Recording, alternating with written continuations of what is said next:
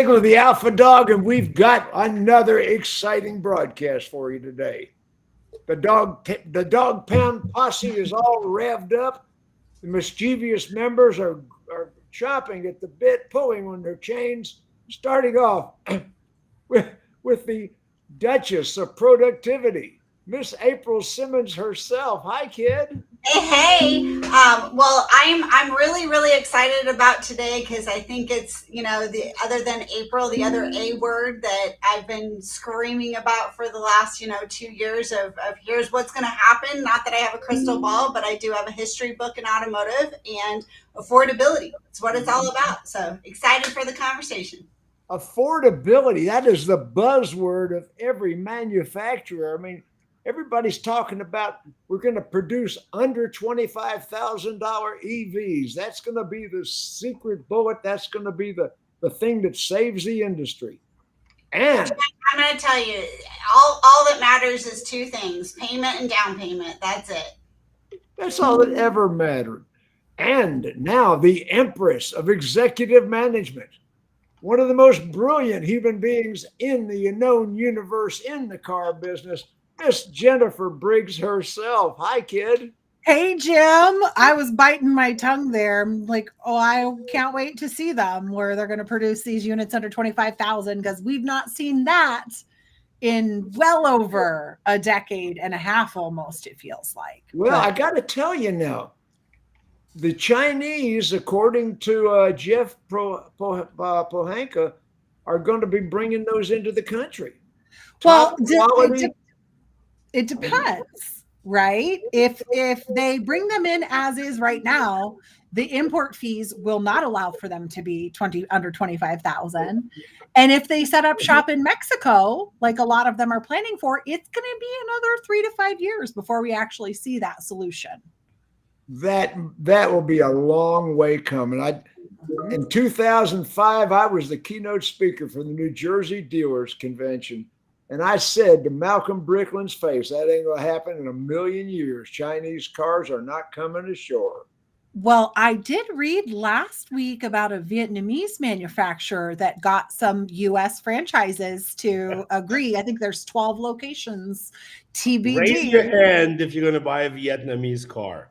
Listen, we all said that first about the Korean car. I wanted to just because you challenged it, but I didn't. Well, I'll tell you what, I want to see the Vietnamese cars come ashore. I think that's a good thing. I was always wanting to retire to Vietnam and start a school for nail salons.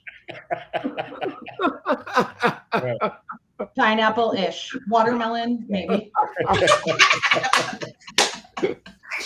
And the Queen of BDC.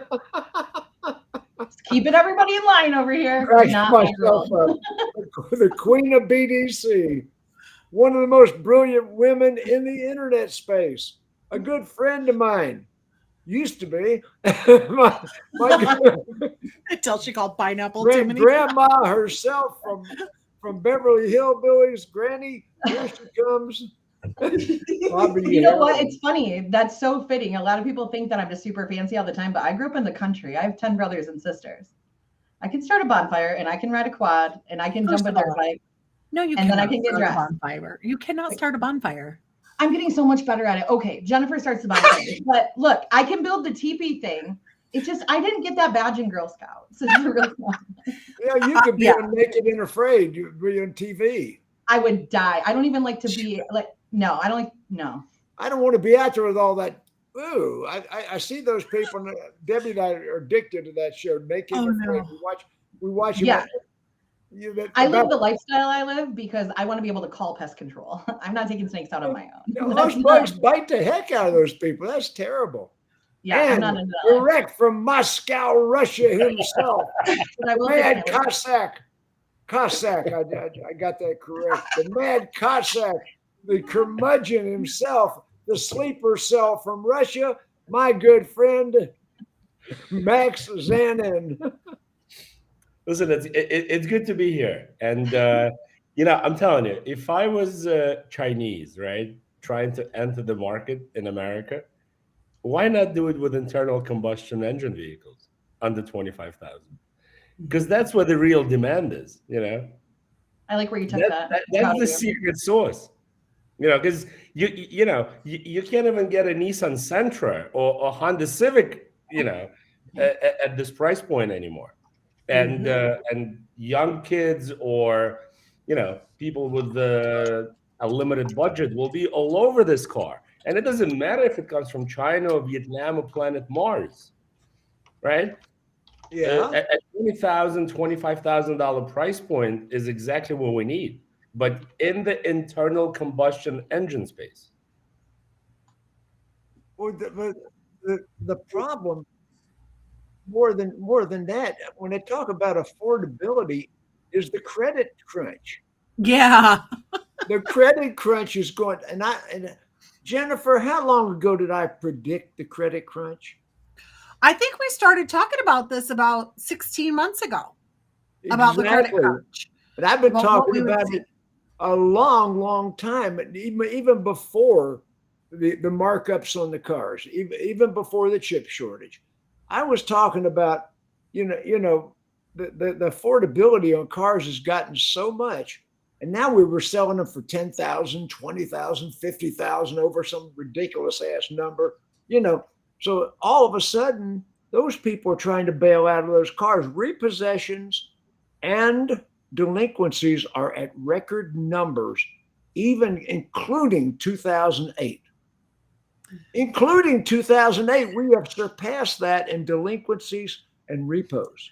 That doesn't surprise me at all. It doesn't. I mean, I think about it with the average car payment currently being what, $720 or $40, somewhere around there. $740, which that's actually less than it was 2 years ago. But 2 years ago, we were selling all those inflated price cars. Right, the inflated. But in 2008, my mortgage was $780. So it doesn't surprise me that the delinquencies are higher now, because not only are we seeing issues in our industry, but we're seeing inflation across the country, making livability so difficult for the American people. I'm going to tell you, honest to goodness, when you talk about affordability, in the 70s, I had a roommate that was a CPA, and we lived in a 2-bedroom apartment in a luxury complex. I mean, an ultra luxury apartment complex with a live-in butler. We had a live-in butler that helped us with our dates. I'm telling you right now, live-in butler, 3 bedrooms, really $250 a month. Yeah. Inflation hasn't gone up as much. You can't get a cell phone for that now, Jim. Yeah, exactly. No. So affordability, Jennifer, expand on affordability. What are we trying to achieve? Well, I think what we need to be achieving as a dealer in order to help protect our consumers is we really have got to diversify the inventory we have on our lots. We can't control what the OEM is pricing the new units for, right? We are stuck. We have to accept that. They've been shrinking that margin on us for the last 15 years. So where we can control the affordability for our customers and make sure we can still hang the paper is with our used car inventory. And you're not going to get it if all you're doing is buying things at auction. And it's hard if you do not have a strategy. So for me, affordability, or the CYA for affordability, comes in my used car department. I mean, well, which also ties to your service department, because that's where you should be buying, depending upon your CPROs every month. I mean, you should be buying anywhere between 20 and 50 units out of that lane. I'm going to say something really off the wall for this group. I'm going to tell dealers right now, I just wrote my article for Digital Dealer Magazine, turned it in an hour ago. And what I suggested is that dealers buy all the used Teslas they can buy. I'm pre-owned. Yeah, because it's a fire sale, Yeah, it is a fire sale. It's a new bad, and so Tesla is it's a new bad credit car. It's a special finance car. I said that in the article. Tesla is a used Tesla. I'm having Daewoo flashbacks right now. It's the Daewoo, it's the Dodge Neon. You know, it's the Plymouth. I forget the name with the wooden panels. Oh, I'm going to tell you, I was consulting Bone Brothers Toyota in New Orleans in the early 2000s, late 1990s. I was consulting the Bone Brothers Toyota, and I got the buyer over, and I said, look, I want you to go to the auction and get me all the Plymouth Acclaims you can buy. And the buyer said, he started arguing with me in front of the dealer. He said, I'm not going to put Plymouth Acclaims on a Toyota lot. I said, buy every Plymouth Acclaim you can find, because the Plymouth Acclaim book for like $12,000, and you could buy them for $6,000. Right. Yes. So I wanted all the Plymouth Acclaims I could load up on the back lot. We didn't display them in the regular inventory. We displayed them out back. And that's where we're at again. Credit is so bad right now. We're over 50% in credit peril. Anything below 600 is special finance. Anything below 600 is bad credit. And right now we're under 50%. Well, in addition to, and I love that story, and I always talk about it. I mean, I don't care what your brand is or your franchise is, so long as you satisfy your CPO requirement for your OEM, make sure you have that covered 100%. But you need to be stocking your used car lot for your community and your consumers, things that they can actually afford. We can't wait for these under $25,000 vehicles, EV or ICE, regardless. It was a year and a half ago. Chevy said they were going to rework the tracks so that it could be their mainstay, like under 20 grand vehicle. And I've still not seen one under 20. I think there's one I saw at like 21,000. So we're still waiting for them to hit those promises. But for you as a dealer, your consumers can still only really, I mean, what can they afford? If the average household income of your city is $45,000, it's going to be really hard for them to afford a $750 car payment. So you need to give them a unit they can actually afford. What payment would you say they can afford on the average? First of all, I would never tell a consumer what they can afford and what they can't afford, but because all the time. Well, without knowing, right? I can't see. Right. It depends on the town. It depends on the person. You got to read the bureau. You got to see who you're working with to know what they can afford. But if you don't have those kind of cars on your lot, you're SOL. And everyone's like, oh, well, it costs too much to get them at auction, Jennifer, or they're tied up in recon, or I can't get the parts. I mean, I've heard every excuse under the sun as to why we can't have affordable used to switch our customers to if we can't get them bought on a new car, or to just pitch if they're, you know. I'm going to tell you what, managers today don't even think switch. They don't get it. That drives me crazy. Come on, jump in there, April. Jump in there. So first of all, I have one question for you, Jim, on this idea of buying all these Teslas on fire sale for the purpose of the subprime. My concern is this: if I look at how long EVs are sitting on lots right now, and a lot of it has to do with affordability, but the other concern I would have is because of said fire sale and how fast the values are dropping, how quickly is it going to be before those books catch up and you're actually sitting on a problem? So while I agree with you and I hear where you're at, I would much prefer buying. They lose more than 30% first year. Yeah, but if I'm the purpose of using it for a secondary customer is because what I can buy it for versus the book is the purpose of that, right? But if the book is dropping because they're dropping so fast, how quickly do I need to turn that vehicle to take advantage of that situation? So you have to be careful right now with EVs and the volume of them that you buy, regardless of whether they're new or used. Well, yeah, April, I was being kind of facetious and kind of. Well, I know, but I wasn't just talking about Tesla. I'm talking about neon leafs on up. You know, 100%. I'm talking about affordable EVs. And you've got to watch your turn. You've got it. Like, it's not just about buying used cars right now and making sure you have the right book value so that you can put them in those, subprime customers. It's also understanding that you've got to turn this stuff faster, because if I'm buying it at a fire sale real quickly, those books are going to drop. So it's great to use it right now.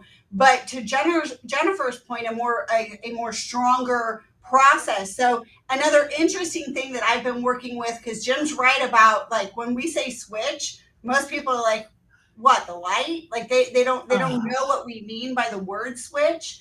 And it kind of goes both ways. I have, for instance, one of my Mazda stores where Mazda's come out with some great leases over the last little bit in my market. And I said, hey, this is a great opportunity to take that used customer who's coming in, looking at that $22,000 vehicle that's got 120,000 miles on it, that's going to be short-term, high rate, and at least showing them the lease if they can, right? Like, I'm not talking subprime now, but I'm talking about a customer who can get full warranty, a decent payment with a semi-low down payment, and take an opportunity of that. And we don't think about that.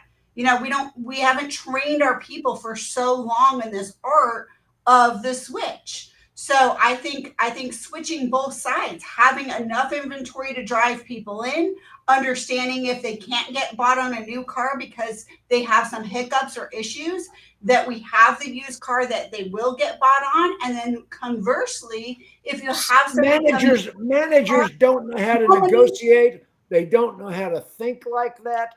Managers have forgotten how to be managers. A lot of the managers I see in dealerships couldn't qualify to be salesmen 10 years ago.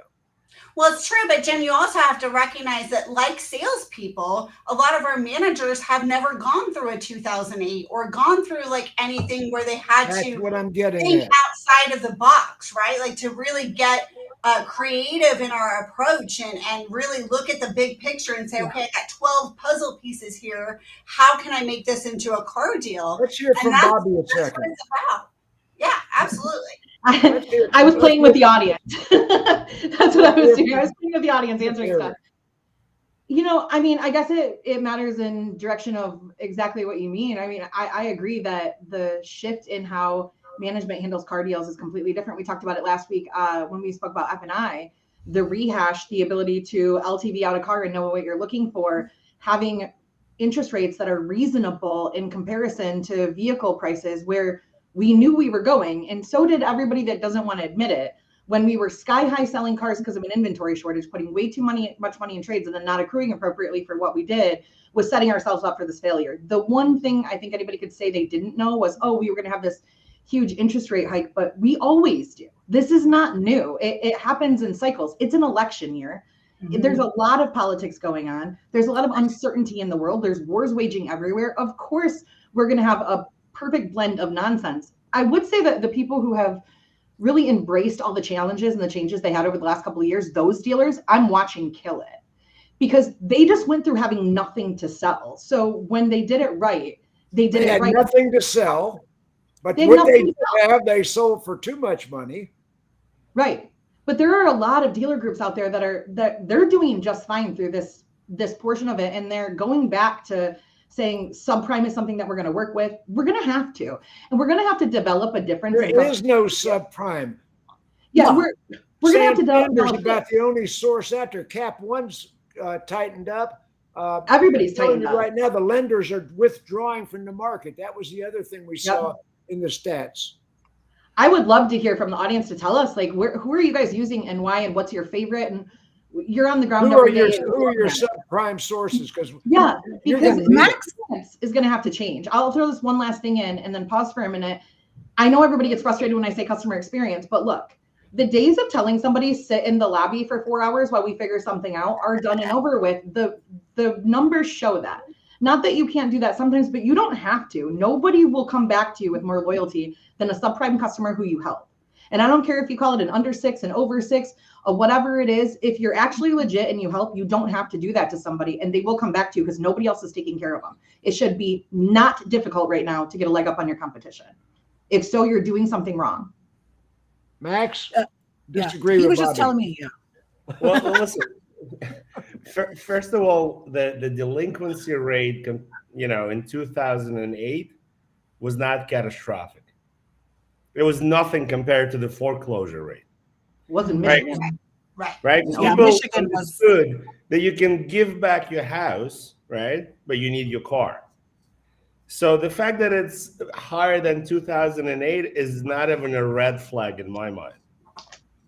So that's number one. Number two, affordability comes down to OEM pricing on the new car side, right? And some people got really greedy. Pricing doesn't matter. It's all about payments. No, but pricing does matter because the sale price of the car determines your payment, right? And during COVID, OEMs realized that car dealers were marking up the cars, and they said, "Wait a second, why don't we just mark up the MSRP, right?" And at this point, unless, and I've been saying it, I think for the last 2 years, unless all these guys come out with heavy-duty rebates, and I'm talking about $12,000, $15,000, $20,000 rebates, right? I saw up to 10K on a GMC last month. Exactly, right? But if you look at some Dodge Rams, the Ram trucks, they need a $20,000 rebate, right? They do, especially if you look at the TRX models that are MSRP'd at $120. Where are we going? Or you look at the Jeep Wagoneer, right? That's MSRP'd at $112. Unless you put a $20,000, maybe even a $30,000 rebate, you're going nowhere, right? Max, when I was talking about using Teslas as special finance cars, I was talking about the ultra luxury customer that used to have good credit. I mean, people think of bad credit as being low income people. There are some high income people that have fallen into the subprime category, and even though they make a lot of money, they live an extravagant lifestyle, but their credit is shot after the last 5 years. Yeah, but Jim, I think this affordability issue is the best thing that ever happened to the EV market. They will get a real adoption right now because people will be put in these cars. They will not select them. They will not come into the dealership to buy this used Tesla. Between the government and the manufacturers, they're pushing Correct. them into these cars. I'm on Car Gurus right now, right? I'm looking at this 2022 Audi e-tron GT Premium Plus Quattro. I can sell you that if you like it. So I think it's a 90,000 MSRP brand new at the very minimum. Okay, maybe even 90,000. Yes, it is. Yes, it is. Okay, so it has 18,000 miles, 54,000. What? $54,000. How many miles? How many miles? Back up. How many miles? 18,000. 18,038 miles. 18,000. That, yeah. Right. Okay, it's $54,481. But here's the best part. How old is that car? It's 2022. Exactly. So it's a 2-year-old vehicle. Right. So the mileage is in line. And by the way, that is still the same technology as the current model. Correct. And it's the same technology as Porsche Taycan, right? It's the same car, right? Just rebranded. And has 0 accidents, clean title. But this is the best part. This car has been on the lot for 85 days, and nobody wants it for 85 days. 50. 85 days. And the price went down by 11,500 in the last 85 to April's days. point, right? So look at what Ben Friedman said. I'm gonna put it on the screen. Hi, Ben Friedman. We love you. Yeah, but then you'll never get it serviced because this company is going to go bankrupt, like I think in the next 2 minutes. Yeah. Or 2 minutes ago, we've been on the air. Well, I mean, at the end of the day, right, it's back to the basics, and we talk about back to the basics, but Ben's right. Like, they're looking at debt to income. We're looking at payment to income. We're looking at all of those things. And so to Jennifer's point, you got to have the inventory that will work for putting to be able to put those pieces together. That's step number one. But then step number two is we got to get back to the art of when a customer comes in, really sitting down and doing an interview and looking at the whole picture. Don't just go show them a car, pencil the deal, send it to a bank. The bank says no and say, sorry, Mr. Customer, we couldn't help you. Like you have to do the deal a little bit. Oh, but better. AI is going to do that for us. Well, listen. Oh, Jim, you just like to fire me up. All the acronyms, all those dirty words, EV, AI, like all the good stuff. I'm just kidding. I love it all. But ultimately, when we talk about back to the basics, it's really seriously just saying, hey, Max, you're my customer. You came into the dealership. Let me ask you some questions. Let me find out about you. Let me learn about you. Yeah. And then let's put a game plan together. Like consumer credit counseling interview. Correct. And that should be done almost every time, right? Like I'm not talking about go to the credit report the second a customer walks in the door. What I'm talking about is going back to actually asking enough qualifying questions so that I show you the right automobile for you for your affordability. That's what it's about. And I don't care whether you're an 800 credit score or you're a 500 credit score. What I'm seeing is no qualifying questions anymore. Customer walks in the door, says, I'm here to look at XYZ vehicle, and boom, we go out and look at XYZ. The F&I managers don't know how to structure a deal. Right. But it starts from our salespeople. Our salespeople need to be asking enough questions up front. I don't want the salespeople asking those questions about the she's talking about the needs analysis. The needs analysis. 100%. Now, let me tell you right now. In 1987, that was the first NADA convention that I spoke at the convention. I received the highest grades at that convention for workshop speakers, and I was talking about a subject, how to interview the customers. And the reason I got such high ratings on that speech is nobody had ever seen that technique before. That was brand new to the industry. And I was teaching it in 1987, but they don't know it in 2024. But they don't know it because people are so big on the because I said so thing.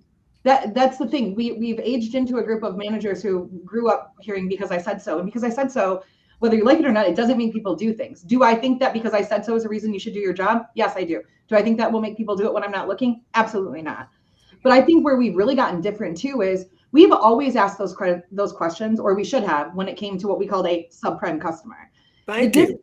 Now is that the banks are using data-driven decisions. We're seeing these questions on 800 plus credit scores. We're seeing requests for income on prime buyers who've never defaulted. When COVID-19 hit and the old playbook for assessing credit kind of went out the window, and overnight, banks had to switch gears and embrace the world of like a high frequency, real-time data. And for the automotive sector, the shift wasn't just necessary, it was survival for those banks. It's really frustrating from our perspective and our point of view, being in the dealership, working deals every day, dealing with the OEMs. But the truth is, if all of those banks end up in bankruptcy, we don't have any banks. And that's part of the reason that subprime has pulled back so much. I was a big, I don't like politics, so I'm throwing this out as a fact, not as an opinion. The truth is, like, people had such a sway in their income over the last couple of years, whether it was due to them, due to shutdowns, due to supplements, that you become reliant on what you're making or what you have made. It doesn't even mean somebody has spent out of their wherewithal as much as it means that other things impact it. So now we have banks going, I want proof of income on a second unit on an 840. And you're like, wait, what? When did that start? It's even more of a reason to remember the relationships with your bank, your buyer, your assessor, everything is more important than it has ever been. And the laziness of a finance manager, and anybody in the audience who wants to get pissed and like, oh, she's never done finance. Yes, I have. And I'll do it against you in a store. I'm telling you right now, the laziness of not knowing how to read a credit bureau, rehash a deal, or get out of your office, get off your butt and go have a conversation. I would have never I just did finance a week ago for the whole week. I would have never let anybody have that conversation with the customer but me. You are not too busy to go out and make your money. You make 100% of your money in the 10%. The consumer credit counseling interview. My God, I invented the concept. I know that. And it's as valid today as it was 35 years ago. But It's guys, just obnoxious. It's like, when did you think you're more important than a customer? If I hear one more person in a dealership or on a panel say, well, I don't know why the customer thinks they can do that, because they're the customer. It's their money, their spend, their decision. Stop being a narcissist and gaslighting your entire team and your customer, and step up and do the job the right way. And if not, get out of the way so we can put people in place who will. Really simple. listen, guys, I think you have to treat every customer as a subprime customer, right? Because of the debt to income issue, right? Because inflation is real and everything went up in price, whether it's car insurance, your rent, your mortgage payment. Just look at the interest rates, right? Your groceries. So everybody has to be treated as if they had bad credit. It doesn't matter if you're an 840, and I think you should run credit immediately before you show any cars, just to understand what you're dealing with, right? And it has nothing to do with salespeople. All of that stuff trickles down, right? There has to be a vision that comes from the dealer principal. It trickles down to the GM, and then a certain type of training takes place, right? Where you train your salespeople. When the customer comes in, before we show any cars, we sit them down and we ask basic questions. Of course, everybody comes in for an Escalade, right? But it doesn't mean that everybody drives out in an Escalade, right? So before we show that Escalade, right, let's understand what we're dealing with, and maybe that person will be likely to drive out in a Honda Civic. But if you show the Escalade first, it's game over. Right, it's game over, right? You're not switching them to a Civic. No. Or at a bare minimum, and I'm going to take it even away from the banks or whatever, and we're talking about affordability, you need to look at your desking system and you need to pull the average interest rates for the consumers that you guys contracted in the last 90 days. What is the average interest rate for the contracts you actually were able to get, the paper you got hung in the last 90 days? Take a look at your desking system to see what is the interest on your first pencil. Because if you're still at 299, you're not getting anybody done at that rate. So of course you're going to have issues and friction. But I want to, again, affordability has a lot to do with cost, right? Whether it's the MSRP or what the invoice is on the cars, but it's a lot about cost. So we're seeing more and more stores. And for me, it blows my mind because I feel like I grew up in the scarcity of 2008 in the dealerships. Like, we had our own leasing company at the first automotive group that I worked for. And if we had customers, subprime we couldn't get done, we put them in a short-term 12-month lease through our own leasing company. We had our own. Now that brings up another subject. Thank you for bringing that up, because one of the answers to the banks tightening up is Lithia driveway. I think is driveway. Yes, driveway. Driveway and AutoNation have started their own finance companies. Tom Wood has their own finance company. A lot of dealer groups, whether they're big publics or smaller groups, the people who are trying to make sure they can best serve their customers are finding solutions. And I remember when I was Lynn Hickey Dodge, you know, Evel Knievel blowing up the car. When Lynn Hickey Dodge was setting the world record, he actually had a finance company, Dakota Finance. This was a real finance company. And he would sell the paper to his own finance company and then sell it off to another finance company. No, they didn't, they threw the book away. They put whatever it took into a used car to make a deal. Well, that brings up another point on controlling costs for affordability that I wanted to make on top of the leasing there, Jim, is that for your reconditioning expenses, if it's not a CPO, you don't need to run it through your A shop. Why don't you have, and again, this is something my whole career, because I grew up in Michigan dealerships during the time of the recession is when I came into operations. We had a we owned the company, so it wasn't like we were subletting it. You know, it was from one pocket of the dealer to the other pocket, a offsite service center. It was just like a mile down the road. And if it was not a CPO unit, it ran through and that was my first service center I ever got to run. It ran through there. And so if you're not controlling your costs, if you can't afford to do that, you really need to take a look at what's happening in your service department. And maybe that's how you're training your techs. Take a couple of those bays and have specific for your internals that are not CPO, so you can control those costs, because your costs can become an affordability problem for your consumer. And if you're not effectively managing that inventory investment, it's going to make it really difficult. Sorry, guys. Sorry. The former accounting lady gets real fired up about affordability. Well, Max wanted to jump in on that. Get it, Max. I think Bobbie was asking, what banks are people are using. And I actually had an hour-long conversation with Jennifer before the broadcast. So first, I want to say, guys, if you ever need help, with the stuff that a normal type A personality in a car dealership cannot process, right? I would pay anything to Jennifer to handle that. Whether it's your CRM, your DMS, I mean, this is your person, right? That's number one. Number two, I told you that when I was at the Agent Summit in Las Vegas 2 weeks ago, I met with a company called Agora. And Agora is basically founded by the guys that started AmeriCredit 30 years ago. And they can help you put everybody behind the wheel. They don't care if it's a 0 credit score, 300 credit score, TIN number, as long as you have normal steps, proof of income, proof of residence, and proof of insurance, everybody drives. And they advance up to, I think, 135, 145% LTV, which is bananas, right? That is bananas. Is that with back one? Is that just front? Can I get like a plus gap? No, this is out of the door. Out of the door. I just need to clarify for right. Out of the door, not the front end.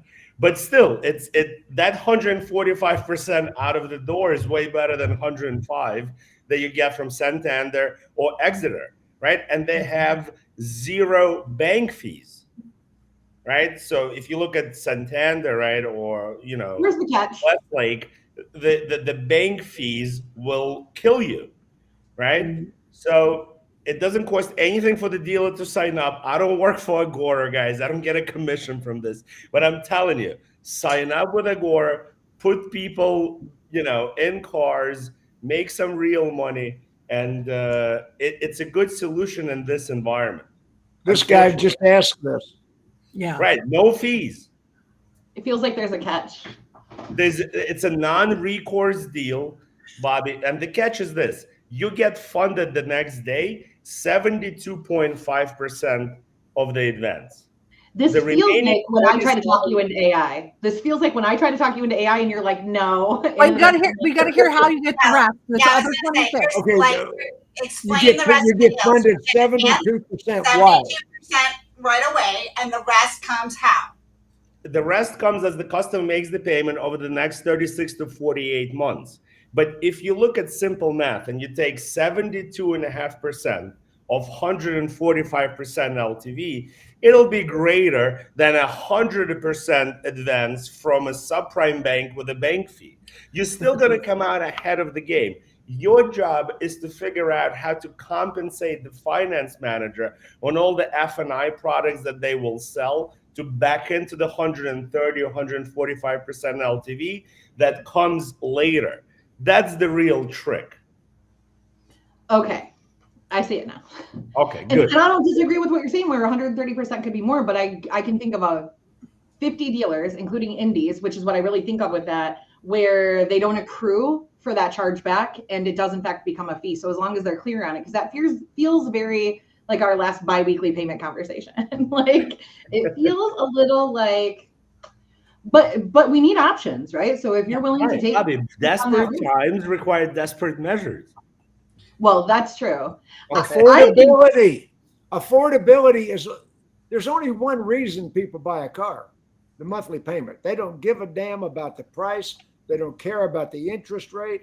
They don't care about anything. None of that matters. What is the payment? And I want to down payment and down payment. There is right, because that down payment is our problem. Yeah, down payment is our problem, April. I bought my car because it passed itself. That was the only reason. Our problem. So I want to add into that whole reconfigure your desking conversation to what April had said, that if you have customers on used cars where that payment is higher than you like, and you have some awesome lease programs, or vice versa, I mean, your pencil, your presentation should be set up to show those things side by side. We have our retail payment and our lease, and people are used to that. And if you're not penciling that way, that's an issue. But you can also, on your used car, pencil in almost every desking system I have ever been in, add another unit. So why would you not put that Mazda lease right next to that used car like April was talking about? We talk about that no one's trained how to do it anymore. In my world, if you don't have staff that is trained, you teach your software to load their lips every single time. So why not add that in to your presentation, your pencil, in your desking software? Guys, think smarter and not harder. Isn't it funny how listen, guys, I just want to address this comment. So if the car repos on the first payment, you're on the hook for the other 28%, right? I mean, maybe Justin has never done F&I in his life, but if your car repos on the first payment with a regular bank, you're on a hook for the first payment default for the entire loan. Yeah. Yes. You tell me which way you want to go.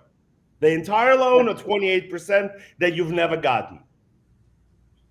Yeah, well, that's play on words for sure. Like I don't know Justin personally, but yeah, like there's some pretty strict rules, guys. That's why we don't take checks down for first payment or get more creative. It's in our. I want to point something out that I teach in my F&I schools. It's kind of interesting because everybody thinks in terms of 66 months, 72 months. Yeah, they think in 60 months. They don't think in odd months. We need to teach our F&I managers to add one payment at a time. One payment at a time. Don't go from 66 to 72 months. Go to 67 months. Then try 68 months. Because all the rate sheets that you've got from the bank say up to 66 months, up to 72 months. Go in between months. Remember, 80% of a payment is dealer profit. Yeah. 80% of a payment, 20% the bank takes it. Well, no matter what the interest rate is, if you look over the 5-year APR, it goes 6-year APR goes about 20%. So the bank keeps about 20%, 80% is the dealer's money. So if you add, say, a $500 payment, you add one more payment, dealer gets $400. One more payment, you picked up $400 additional dollars in the deal. Just on a $500 payment. On a $900 payment or a $1,000 payment, you still picked up $800 by adding one more payment. Does everybody got that? Mm-hmm. Yeah. I mean, I learned it in your F&I class. Yeah, you did.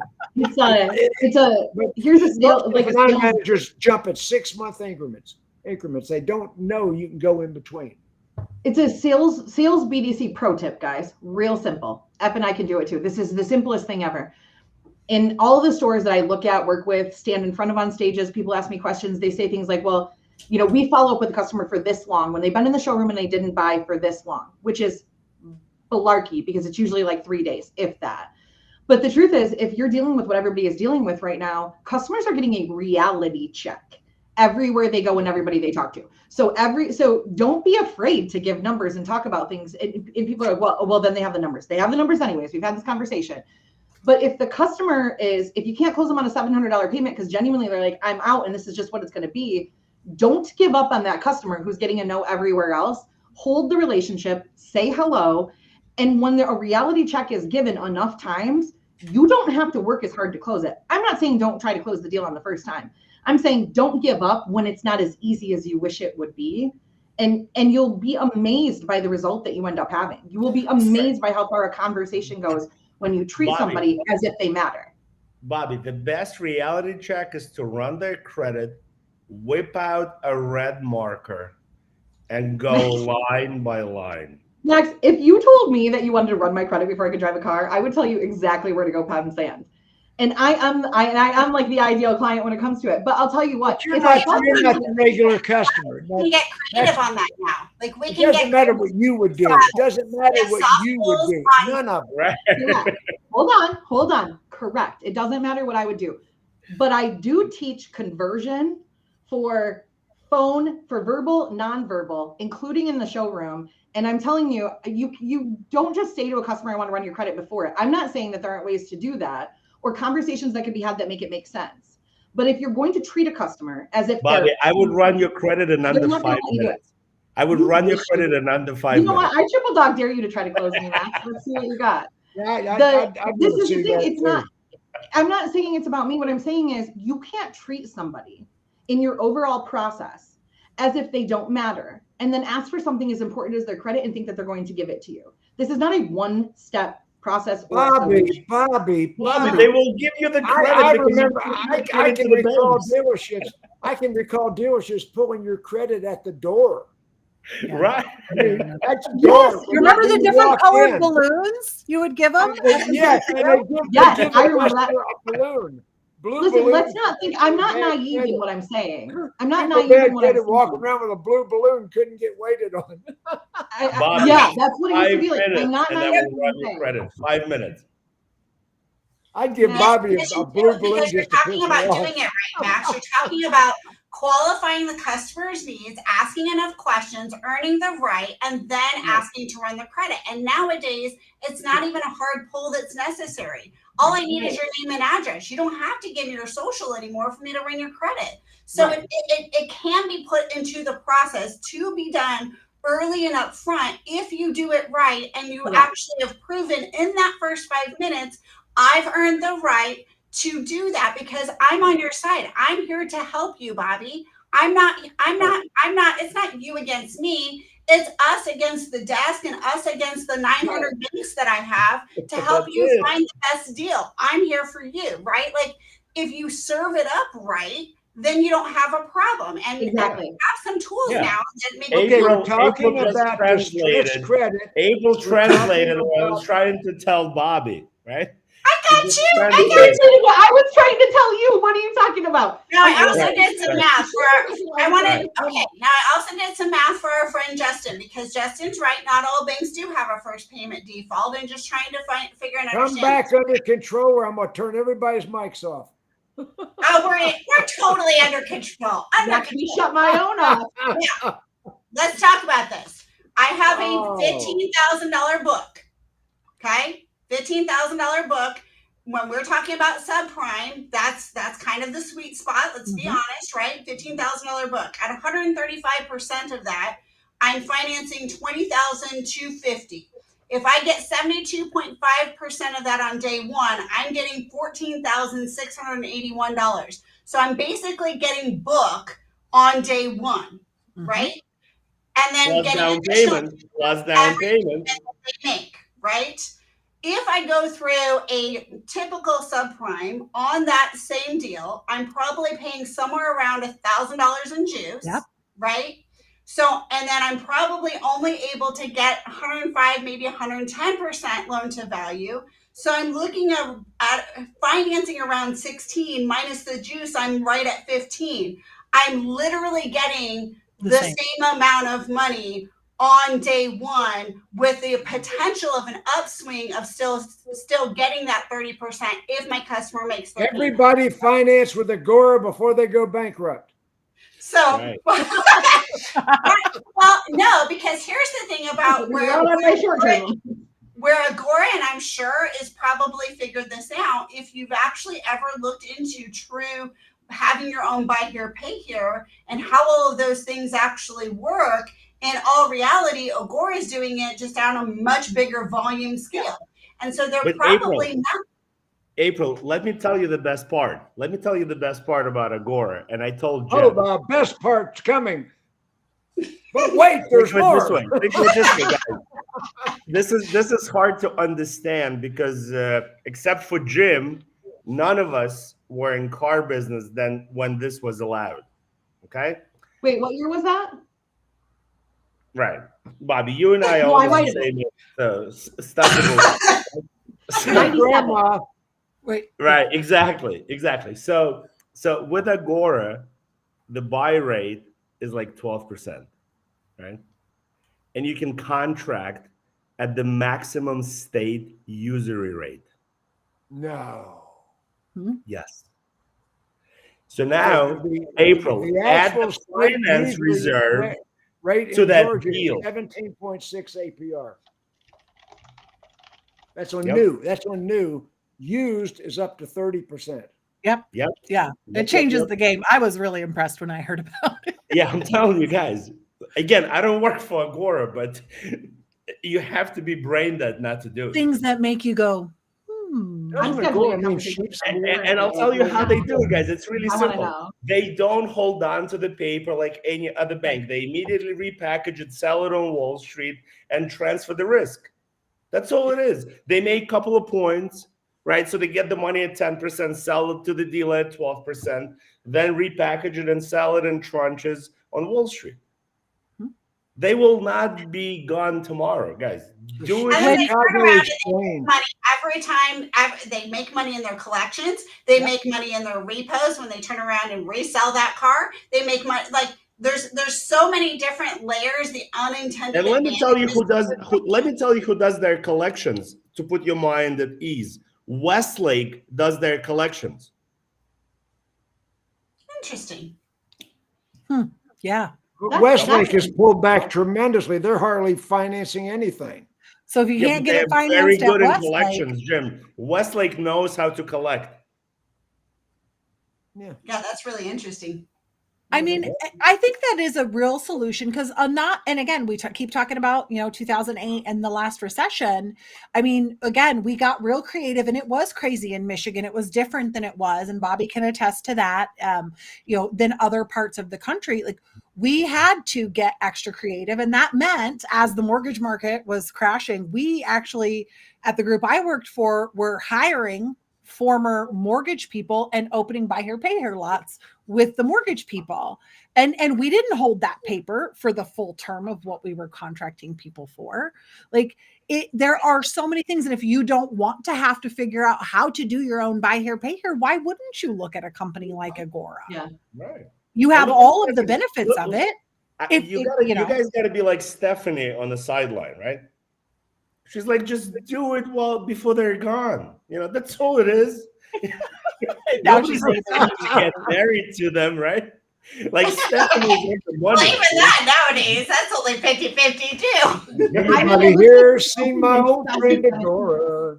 I just looked around and they were gone. It looks like they were founded in 2017 and they do use Westlake to handle their back-end operations, including customer service. So that's interesting. I want to look at it, but for the record, and you're welcome, Bobbie. You're welcome, Bobbie. Thank you, Max. This is why it's a pleasure to have you as a friend and a colleague. The things I learned from you, like Max doesn't like you. But Agora is actually registered in the United States as a company that's a data company. Agora Data is the actual right up your alley, right? Right up your alley. Interesting fact, AI and everything. They don't handle their back end operations. They don't handle their collections.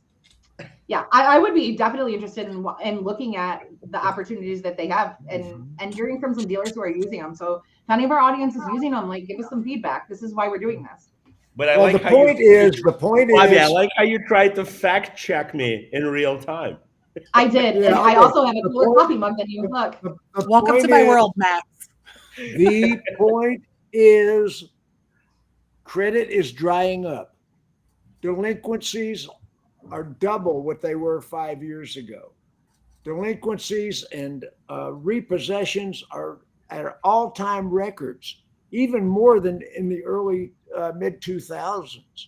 I'm telling you right now, we've got to find creative ways to put these deals together. And the manufacturers aren't helping. loading up these cars with every accessory and every luxury option. I mean, It's the awful. manufacturers, they're Every not repo helping is an at all. opportunity for a sale.